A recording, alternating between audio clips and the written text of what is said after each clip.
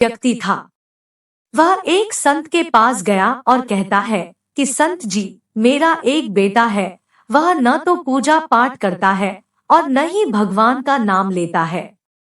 आप कुछ ऐसा कीजिए कि उसका मन भगवान में लग जाए।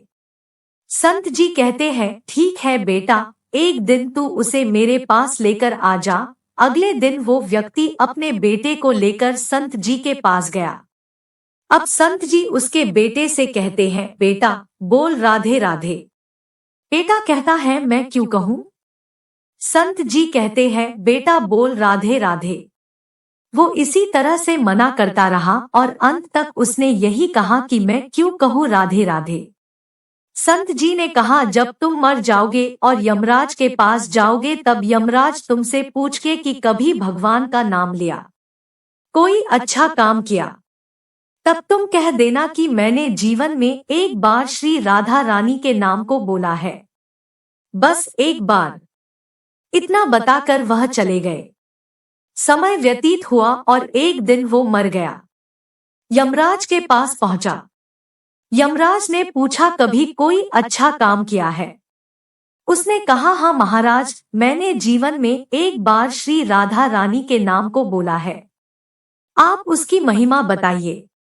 यमराज सोचने लगा कि एक बार नाम की महिमा क्या होगी, इसका तो मुझे भी नहीं पता है। यम बोले, चलो इंद्र के पास, वो ही बताएंगे।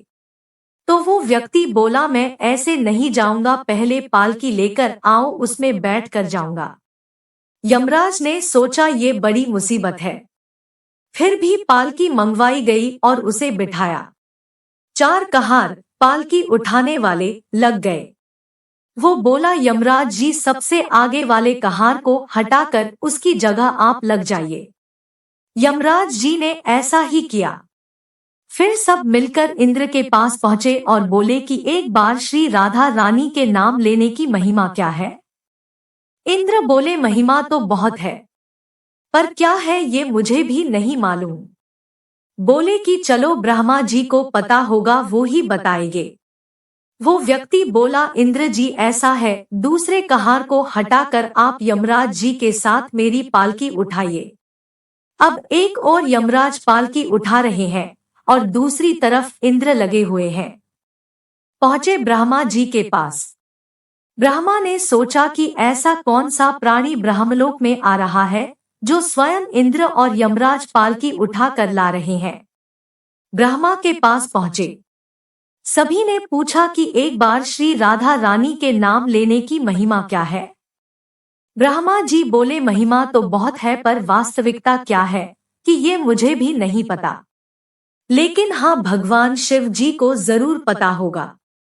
वो व्यक्ति बोला कि तीसरे कहार को हटाइए और उसकी जगह ब्रह्मा जी आप लग जाइए। अब क्या करते, महिमा तो जाननी थी। अब पालकी के एक और यमराज है, दूसरी तरफ इंद्र और पीछे ब्रह्मा जी है। सब मिलकर भगवान शिव जी के पास गए और भगवान शिव से पूछा कि प्रभु, श्री राधा रानी के नाम की महिमा क्या है? केवल एक बार नाम लेने की महिमा आप कृपा करके बताइए। भगवान शिव बोले कि मुझे भी नहीं पता, लेकिन भगवान विष्णु जी को जरूर पता होगी। वो व्यक्ति शिव जी से बोला कि अब आप भी पालकी उठाने में लग जाइए। इस प्रकार ब्रह्मा, शिव, यमराज और इंद्र चारों उस व्यक्ति की पालकी उठाने में लग गए और विष्णु जी के लोक पहुंचे। विष्णु से जी पूछा कि एक बार श्री राधा रानी के नाम लेने की महिमा क्या है? विष्णु जी बोले, अरे, जिसकी पालकी को स्वयं मृत्यु का राजा यमराज, स्वर्ग का राजा इंद्र, ब्रह्मा लोक के राजा ब्रह्मा और साक्षात भगवान शिव उठा रहे हो, इससे बड़ी महिमा क्या होगी? जब सिर्फ एक बार श्री राधा रानी नाम लेने के कारण आपने इसको पालकी में उठा ही लिया है, तो अब ये मेरी गोद में बैठने का अधिकारी हो गया है।